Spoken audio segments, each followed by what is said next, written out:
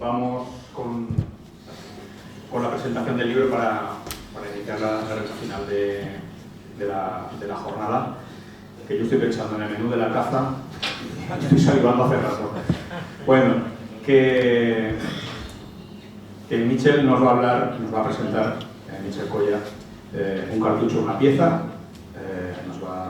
Él es el único, creo, que ha venido a hablar de su libro, ¿no? Sí, sí. Yo es que he venido a hablar de mi libro.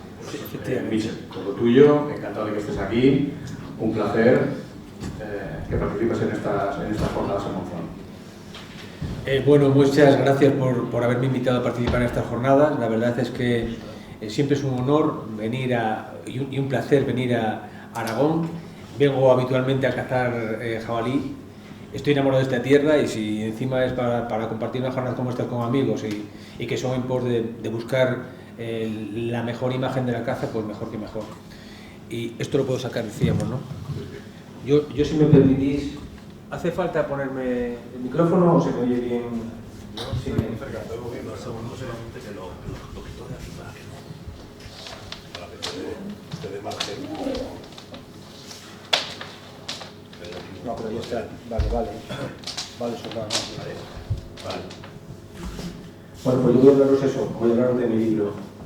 El libro se titula Un cartucho, una pieza, y no es un título puesto por vanidad. No es que yo cada vez que dispare sea tan bueno que siempre cobre, no, al revés. Es simplemente porque conseguí al menos matar una pieza con cada uno de los cartuchos que probé. Yo llevo pues unos 20 y tantos años dedicado al mundo de la caza de forma profesional. Sobre todo como periodista especializado en armas y cartuchería.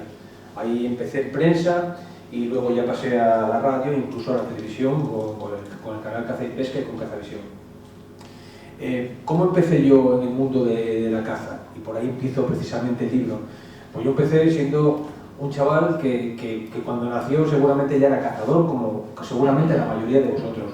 Sin saber por qué ni por qué no, tienes ese gen que está más activo que seguramente otras personas y eres cazador desde que naces y yo era así. Yo no recuerdo desde cuándo soy cazador, pero yo tuve la mala fortuna en mi vida de que yo me perdí a mi padre con 9 años. Entonces él era cazador y me transmitió toda esa pasión por la caza, por las armas, por los perros, pero realmente él no fue capaz de poder transmitirme esa experiencia porque no llegó, porque se me fue antes. Entonces, ¿qué pasó? Pues que yo tuve la fortuna, y lo que digo en el libro, de compartir jornadas con grandes maestros que fueron maestros anónimos, que no son gente de revista, que no son gente de libros, son gente de campo como sois seguramente vosotros.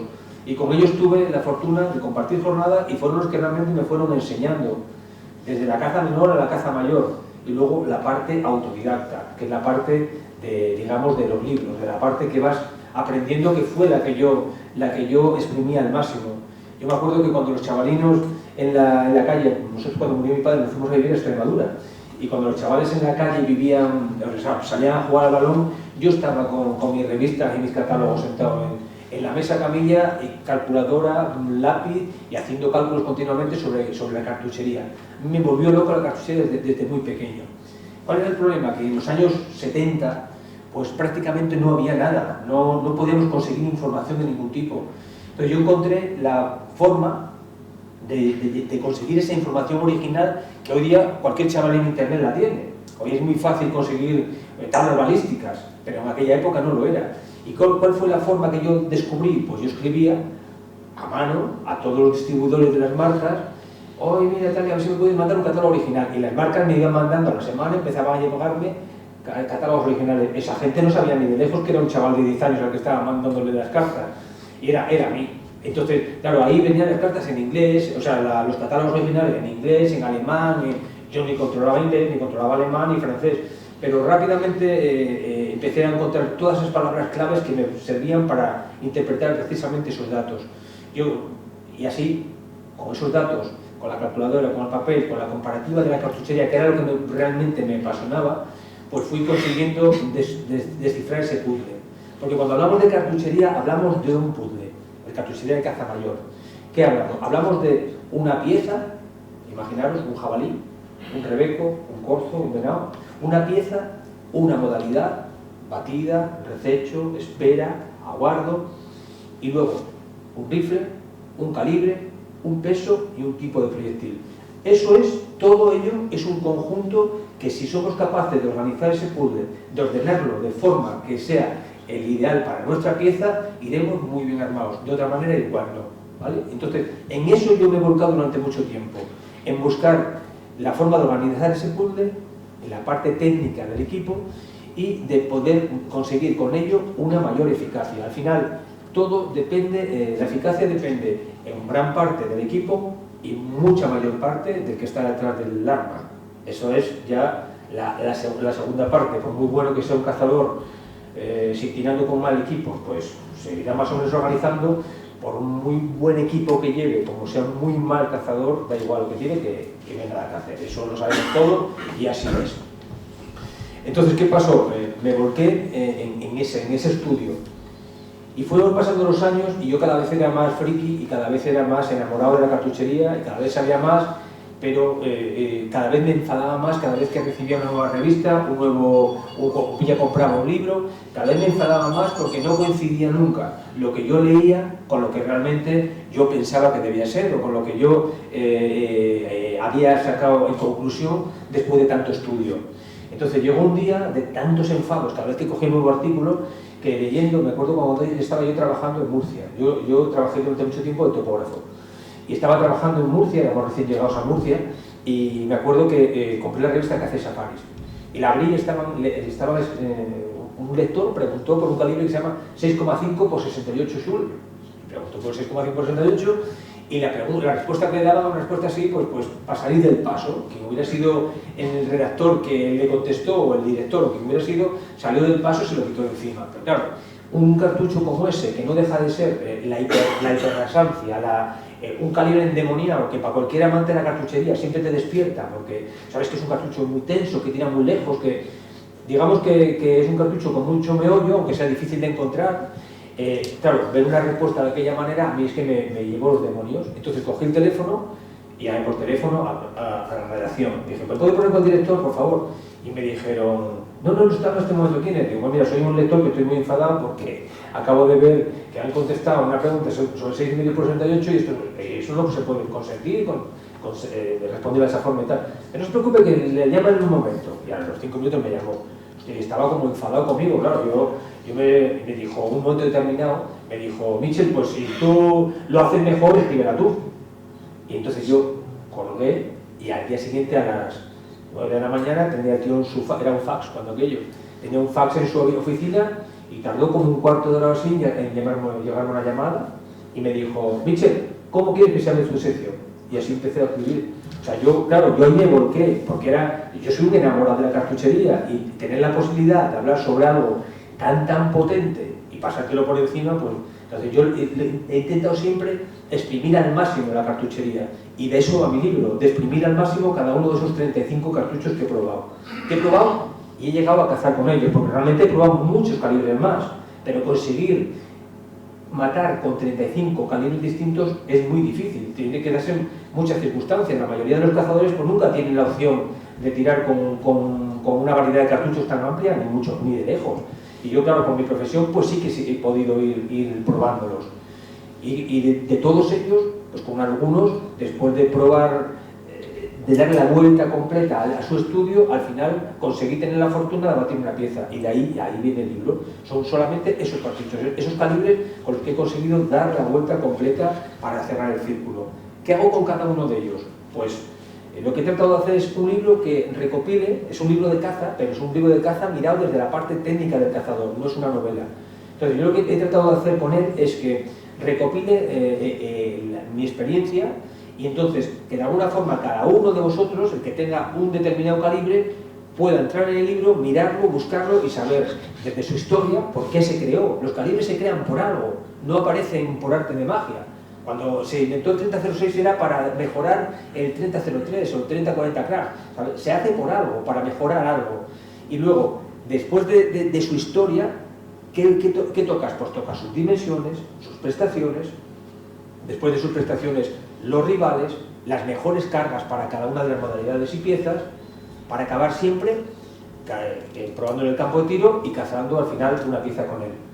Todo tiene un porqué, todo tiene, digamos, un punto final, y el punto final es probarlo en el campo, que es la suerte que he tenido con esos 35. Ha habido otros muchos, ya te digo, que no he podido. Por ejemplo, el 9 comandos por 74R, pues lo he llevado a cazar muchas veces, pero no he llegado a matar nada con él. 44 Magnum, 7x65R, pues son cartuchos que son bastante habituales, pero sin embargo no he tenido fortuna a la hora de cazar con ellos.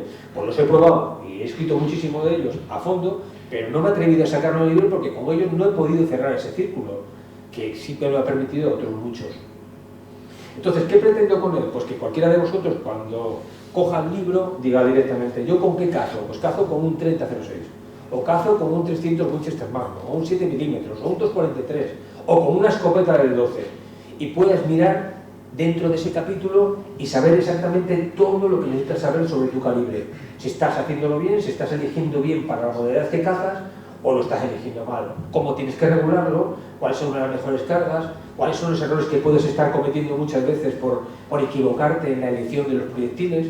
Mira, hay una cosa que yo prácticamente con todo el mundo con el que hablo acabo apuntándolo, y es el tema de no lo más pesado mata más. Todo el mundo, no, yo tiro con 180, yo tiro, no, es que no por tirar con más peso tiras más.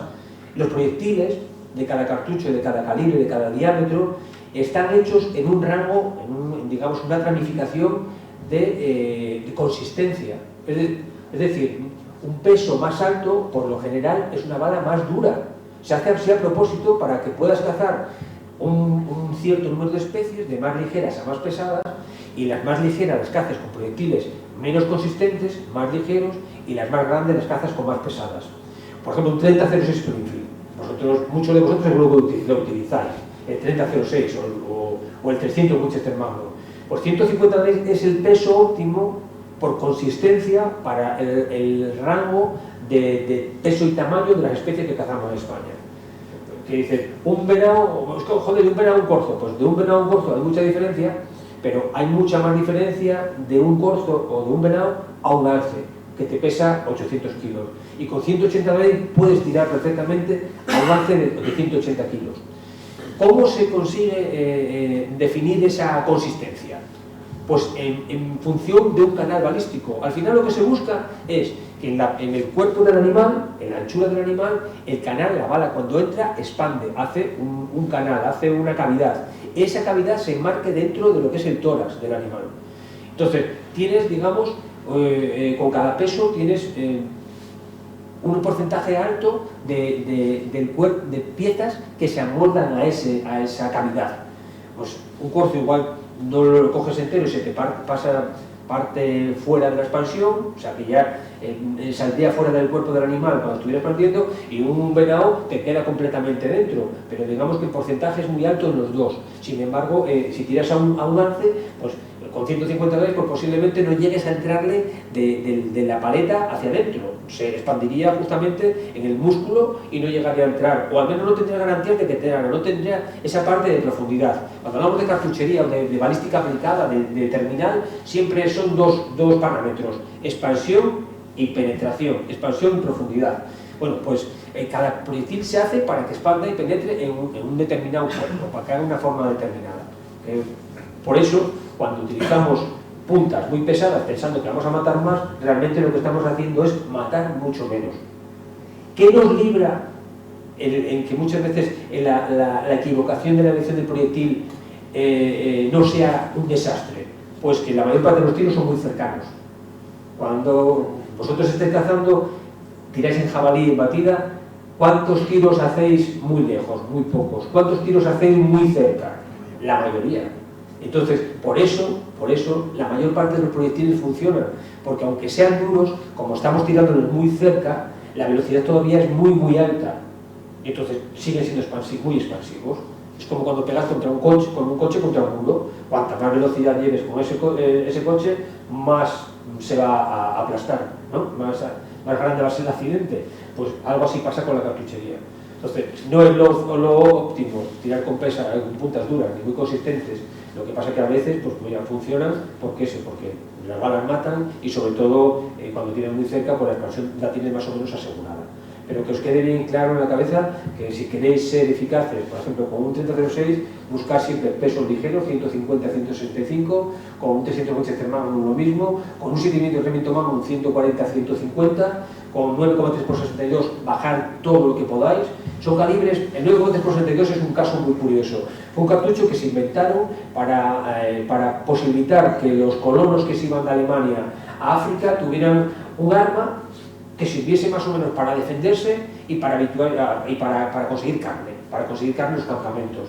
Entonces, cogieron un Mauser 98 normal y hicieron un cartucho que entrase en esa recámara y con un proyectil muy gordo y muy pesado, un 9,3.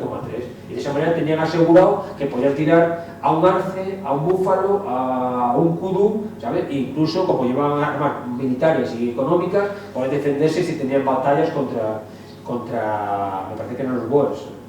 Entonces, ese cartucho es muy bueno y es muy polivalente. Pero ¿qué pasa en nuestra caza? Pues que generalmente los proyectiles que se hacen para él son muy duros, y ahí lo digo, en el libro lo digo. ¿Qué pasa? Que la mayor parte de los cartuchos que se hacen para él son muy duros y los canales son muy estrechos y muy largos. Estás pensando que vas a tener un poder de parada muy alto y realmente en el momento que se aleja un poco el bicho ya no lo vas a tener muy alto, vas a tener un poder de parada muy pequeño, va a ser un canal largo y estrecho, un tubo directamente, sin casi expansión. No vas a ser capaz de transmitir la energía al animal. Entonces tienes que irte a buscar proyectiles muy expansivos y muy ligeros. Pues puntas como las RWS Evo Green de 184, las PPC Vulcan de 232, puntas muy ligeras y muy expansivas, muy poco consistentes, algo que no es habitual para ello, ¿vale? Pues yo seguí, bueno, después que empecé a escribir en la revista Caza y Safari, después estuve escribiendo también en Caza Mayor, en Feder Caza, en Caza Extremadura, en Moral de Naturaleza, en muchas, ¿no? Y salté a la televisión, salté a Caza y Pesca Televisión con una serie que hice durante un montón de temporadas, se llama A Punto, con Michel Colla, y era tratar el cartucho, volvíamos a lo mismo, tratar el cartucho en primera persona, o sea, exprimir el cartucho al máximo, cada calibre, darle la vuelta completa para que el usuario supiese exactamente qué era lo mejor y qué era lo mejor para su caza y para cada pieza que iba a cazar y la modalidad que lo hiciese.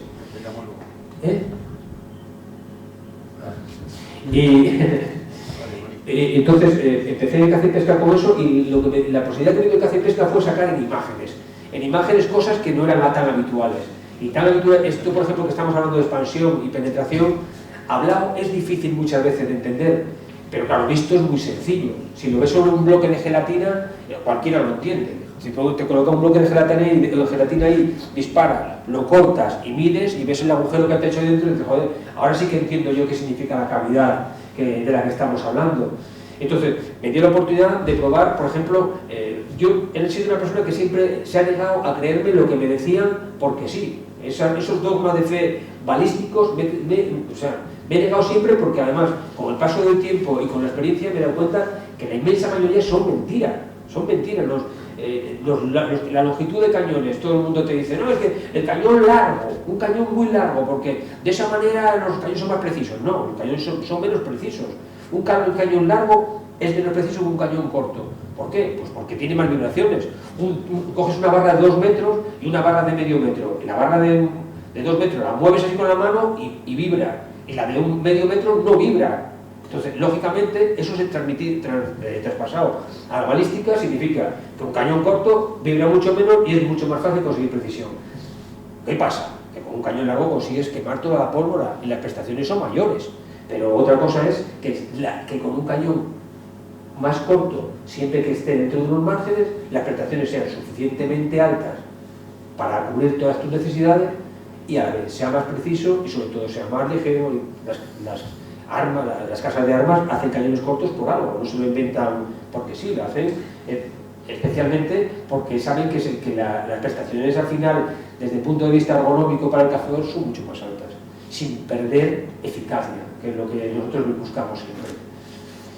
Pues seguí con pruebas, dentro del caza y pesca, dentro de Punto con Michel Colla, me dio la oportunidad de hacer pruebas que la gente lo pudiese ver.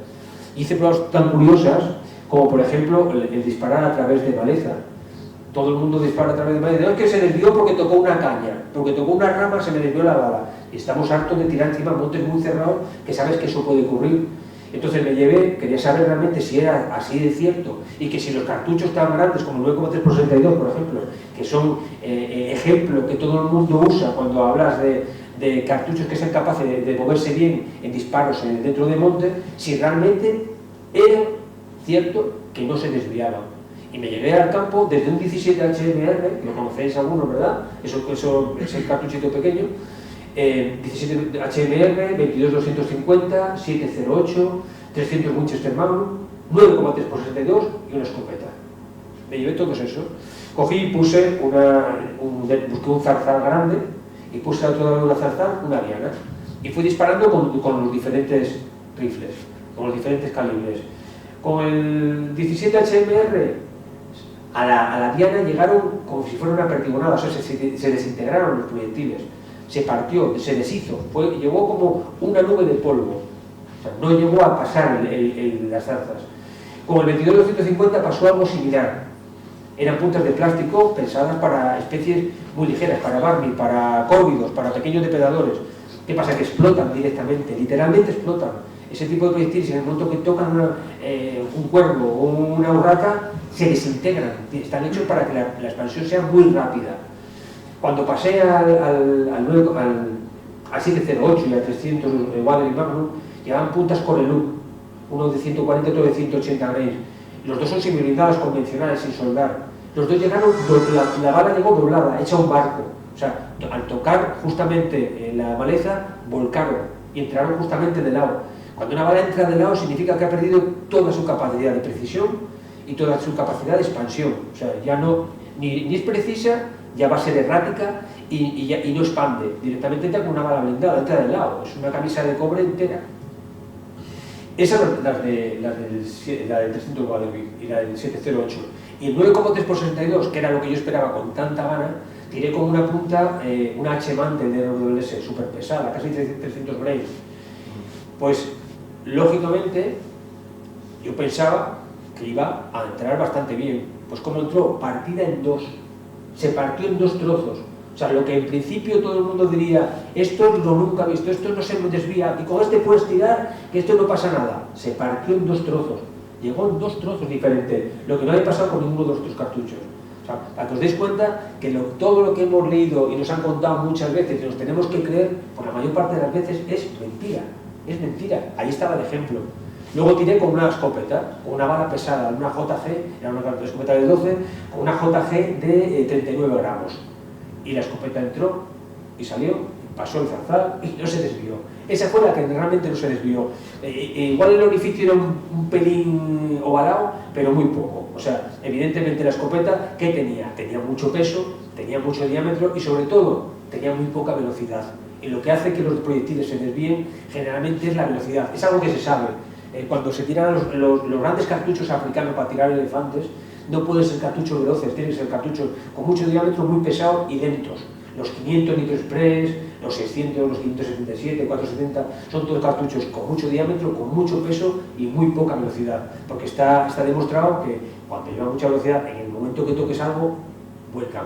Y volcar significa que pierda su capacidad digamos, de expandir o de comportarse de una forma terminal adecuada.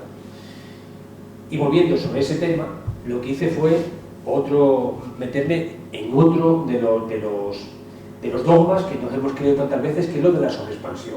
¿Habéis oído alguna vez que esta bala sobreexpande? O la expansión es prematura, no llegó a entrar, dicen algunos, ¿no? A veces que tiran munición, esta bala no entró, tal, porque es muy blanda y no entra, sobreexpande. Y, bueno, es una cosa que se utiliza mucho, sobre todo ¿para qué? Para justificar que se caiga. Se te fue el jabalí, le tiraste a bocajarro, le fallaste porque las piezas se fallan y entonces buscamos sobreexpansiones. ¿Y qué hice? Cogí un bloque de gelatina grande y lo corté un trocito por la parte de adelante, le puse un hueso de una paleta, luego le puse el otro trozo delante como si fuera el músculo del brazo y luego me llevé de un jabalí un trozo grande de piel y lo puse delante del todo. Y disparé con un 22-250, una bala de 22 a 1100 y pico metros por segundo, una QTIP, una punta de plástico muy blanda, y después disparé, no era una QTIP, era una soft point de Norma de 53 grains, y luego disparé con un 30-06 con munición Eco Express de 165. Una munición buena, pero que mucha gente la achaca que le falta profundidad. Que dicen que puede sobreexpandir eso. Una punta de plástico de primera generación, no soldada, y puede sobreexpandir. Y disparé a los dos, pues como aquí al libro, a 50 metros. O sea, 50 metros, a 2 o 3 metros escasos. ¿Qué pasó? Con el 22-250 pasó la piel, pasó el primer trozo de gelatina, pasó el hueso y entró en la otra parte, y entró pero muy poco, 2 o 3 centímetros. En un jabalí grande posiblemente se hubiese ido, casi con seguridad. Y con el 30-06 llegó a pasar todo ello, y además entró como más de una cuarta, unos 20 centímetros. Así que era suficiente. Era muy expansivo, era un disparo muy crítico, pero no tanto como para sobreexpandir. O sea, evidentemente, cuando se habla de sobreexpansiones, cuando las tan sobadas sobreexpansiones en las que se basa la excusa de mucha gente, pues es muy difícil que se produzca utilizando munición convencional, adecuada para la caza mayor que nosotros estemos desarrollando. Han ido pasando, durante todos estos años, he ido haciendo muchas pruebas de esas que os decía que son dogmas, que tanto a mí, que tanto me han irritado muchas veces, porque evidentemente son falsos, muchos de ellos por lo menos. Otro era el tiro en verticalidad. En los recechistas es muy típico que te digan, no, es que cuando tira hacia arriba o hacia abajo, tira abajo, eso lo dice el refrán, y algo de verdad hay, pero no tanto. O sea, hay mucha gente que falla cuando apunta hacia abajo porque piensa que se le va a ir 3/4, y no es tanto. Entonces me fui precisamente a la zona donde vosotros haceis el rebeco, puse una diana casi vertical a 100 y pico metros y le disparé casi vertical hacia abajo, y luego al revés, puse la diana arriba y desde abajo disparé con un ángulo muy inclinado. Pues en ambos casos, si le apuntaba al centro de la diana, casi le pegaba al centro de la diana. O sea que es mentira, es una mentira más de las que se cuentan. Cuando tiras a mucha distancia, el problema es que, digamos, la horizontal, la línea horizontal es sobre la que actúa la gravedad. Y estamos tirando a una distancia diferente entre lo que es la distancia geométrica y la distancia horizontal. Y está actuando solamente sobre la horizontal. O sea que realmente parece que es menos distancia de la que hay. Y por eso los tiros no es que suban, es que no caen tanto, ¿sabes? Pero no porque vayamos a fallar el tiro de esa manera por el ángulo, sino por la diferencia de distancia entre horizontal y vertical. ¿Vale? No sé, eso es un poco difícil, es un diagrama, habría que hacerlo, pero es un poco más difícil de entender que lo que estamos hablando, precisamente porque es simplemente 2 triángulos. Y al final, muchas veces estamos echando la culpa al equipo cuando realmente no lo tiene. La mayor parte de las veces lo que hay que hacer es entrenar todo lo posible, tirar mucho, como vosotros decís, y si pudiéramos tirar todos los días, porque al final el tiro es un deporte, y cuanto más entrenes, mejor vas a tirar. Es ni más ni menos. Entonces, el libro lo estructurado pues me parece que ya tenemos la media. El libro lo estructurado en diferentes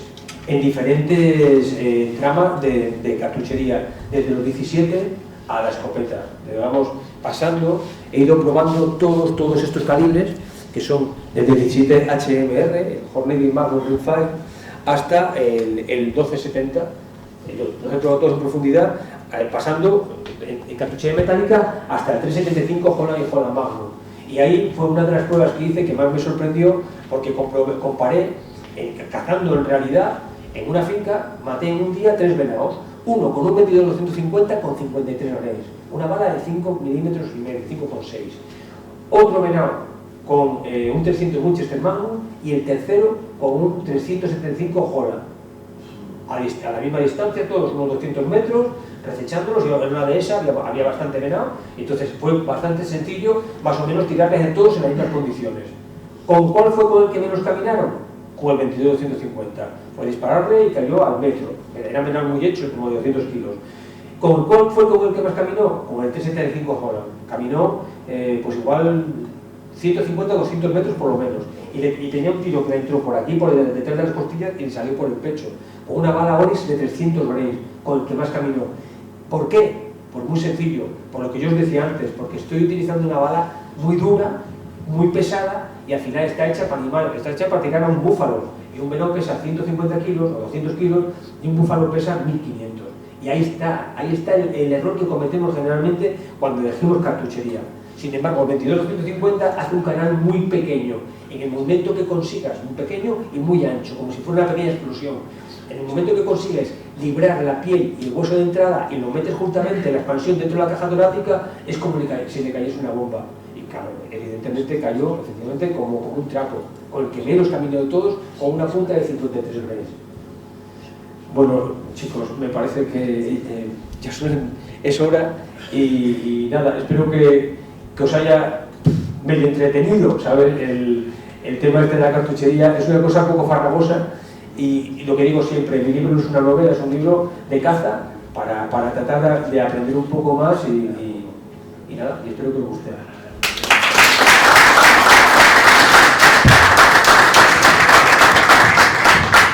Si quiere alguien hacer una pregunta, que la haga ahora para ir para siempre. Yo quería hacerte una pregunta que sale siempre. Cada vez que cambiamos misma arma, mismo calibre, pero cambiamos, por ejemplo, los greys, el rifle con visor, hay que regularlo todo, vale. Siempre que cambiemos de punta, de tipo de proyectil, o de peso, o de ambos, hay que regular el rifle.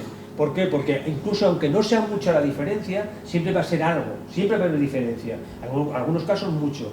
¿Y qué pasa? Que ese error lo vas a sumar a tu error personal. ¿Y qué vas a conseguir muchas veces? Herir y no matar.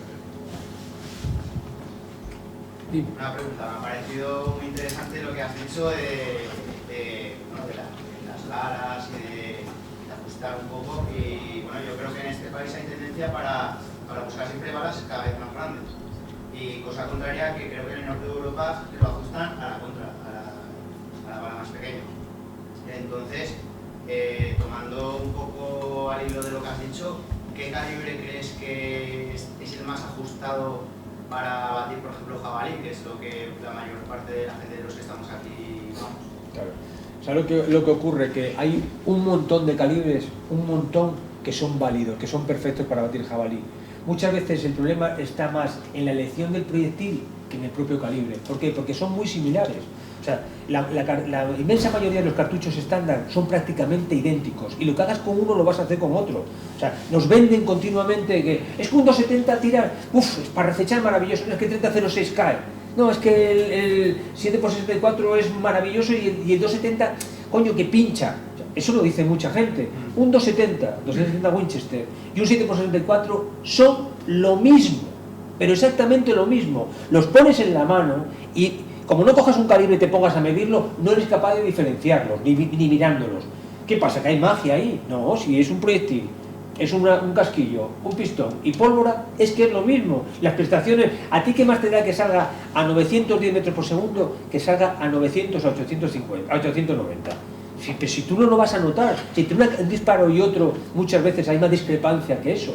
O sea, que al final hay un gran número de calibres que te hacen prácticamente lo mismo si tú eres capaz de elegir correctamente el puzzle que yo te decía al principio, que ser capaz de encontrar el proyectil y la carga. Un gran calibre para cazar jabalí aquí, el que tenga problemas, si tienes problemas con retroceso y te gustan las armas suaves, un 308 Winchester es un cartucho fantástico. Un 3006 es un cartucho fantástico. Y si te aguantas bien el retroceso, un 300 Winchester Magnum. Son absolutamente polivalentes. Los 30 además tienen la ventaja de que son tan universales que tienes una amplia gama, una gama inmensa de proyectiles. Y eso es lo que te facilita precisamente ser polivalente. Hay mucha... en la temperatura ambiente, a la hora de disparar, una mañana de invierno muy fría o una tarde de verano muy caliente, puede influir mucho lo que es el tiro. Más que algo sí, pero lo que más influye es que si llegan a estar muy calientes las balas. Si se calientan mucho los cartuchos, lo que pasaba en África, cuando la gente llevaba la munición y empezaba a calentar y algunas marcas tuvieron que rebajar precisamente la carga, porque claro, en el momento que aumentaba la temperatura llegaban a pasarse por encima de las prestaciones. RWS tuvo que rebajar la munición, las cargas, precisamente porque la gente que iba a África pues se la estaba muchas veces jugando, porque estaba muy por encima de las presiones que permitidas, y era porque se calentaba. Pero yo creo que, o sea, si tú llevas la munición guardada en las temperaturas que podemos tener aquí, No creo que haya una... Lo mismo que tirar en alta montaña a diferente altitud, hombre, algo hay, pero no tanto como la mayor parte de las veces el error es mucho más por parte del hombre que por la realidad del cambio en el tiro por esa diferencia de condiciones. Para un 30-06 aconsejable, pues, ¿qué bala es? ¿La 150? 150, 175. Yo tiraría con 150. Mira, a mí casi siempre cazo con rifles distintos, porque al final me van mandando, pues ahora prueba ahora prueba el otro, y yo siempre digo, si me deja regularlo, ya me da igual que me quede larga la culata que me quede corta, porque tanto tiras que acabas haciendo, pues es tu trabajo, lógicamente. Y ahora me mandaron hace poco tiempo 230-06, un semiautomático, con el que cacé aquí en Avizanda, y un cerrojo rectilíneo. Los dos en 30-06, y me mandaron munición de 150 grados, o sea, la pedí yo. ¿Pero qué te mando? Y dije, una semiblindada convencional, una Power Shock de Federal, una normal y corriente de 150 grados. Y he cazado, pues no sé, 15 piezas. Estoy a un corzo esta semana. ¿Por qué? Porque la consistencia es la adecuada. Al final es justo para nuestra caza. O sea, expande, vuela bien y penetra lo suficiente para el tipo de cuerpos que tenemos nosotros. Hay algunos que aconsejan, por ejemplo, hasta 220. Claro, pero te digo, equivocación absoluta. Me para más la pieza, pero... No, para menos, porque el canal que genera es mucho más pequeño. Es que es de lógica. O sea, es una bala dura, es una bala para matar un animal muy pesado, donde necesitas que haga un canal ancho en un animal pesado. O sea, la resistencia que tiene que poner a la bala tiene que ser muy alta. Un corzo, un venado de los nuestros, un jabalí que pesa 100 kilos, resistencia comparado con un alce es nula, no hay resistencia. Las balas al final entran y penetran y salen prácticamente sin hacer expansión. La ventaja, pues que a veces, como tiramos tan cerca, lo decía yo antes, que a veces suples ese error en la elección del proyectil con que estás tirando muy muy cerca, pero es una equivocación total. Tira con 150 y verás cómo no te equivocas. Siempre lo he hecho yo, pero hay gente que te porba, no, tira con 150, No. que eso tiene más parada después. No. Yo siempre he gastado la 150 y si no he dado es porque no he dado. Yo he matado con... No porque la bala sea mala. Eso es. Que si da bien, hace buenas tropas. Más. ¿Qué opinión te merece el calibre 270 y qué peso pondrías de proyectil? ¿Para cazar qué? Jabalí, corzo y ciervo o un sarrio. Lo que vamos a cazar. Todo. Sí. Todo. Para no andar regulando cada vez. El 270 Winchester es un cartucho 10. Es buenísimo porque es muy suave, es muy suave.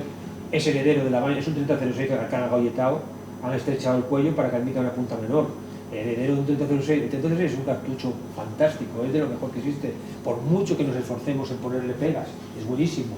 Entonces, el 270 ha heredado todas esas características del 30-06. Prácticamente los dos hacen lo mismo. El 270 puede ser un poco más rasante, puede perder un poco de poder de parada respecto al otro porque el otro tiene un poco más de diámetro.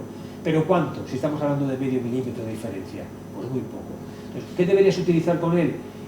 Entre 130 y 150 grays. Si vas a cazar sobre todo jabalí batida, yo me iría a 150 grays. Utiliza 150 grays de o un doble núcleo o una punta semiblindada, pero 150 grays. Si vas a cazar muchos, también te sirve para sarrio y para cazar incluso un venado tranquilamente. Si fuera a cazar mucho sarrio, pues sí que me iría a una punta de 130. El peso ideal del 270 Winchester está entre 140 y 150, o sea, 130 y 140. Ese es el ideal. Pero bueno, si te vas a puntas específicas de 130 que sean un poco más consistentes, por ejemplo, un H-Mantle, una RWS H-Mantle te vale para cazarlo todo con 130. Una cosa, ¿esto que te está preguntando está en el libro? Todo. Que lo compréis. Dejaros de preguntar ya. Si no, Michel, ¿qué pasa? Estamos, ¿no? Estoy encantado. Pues luego lo vende y os lo dedica en la comida.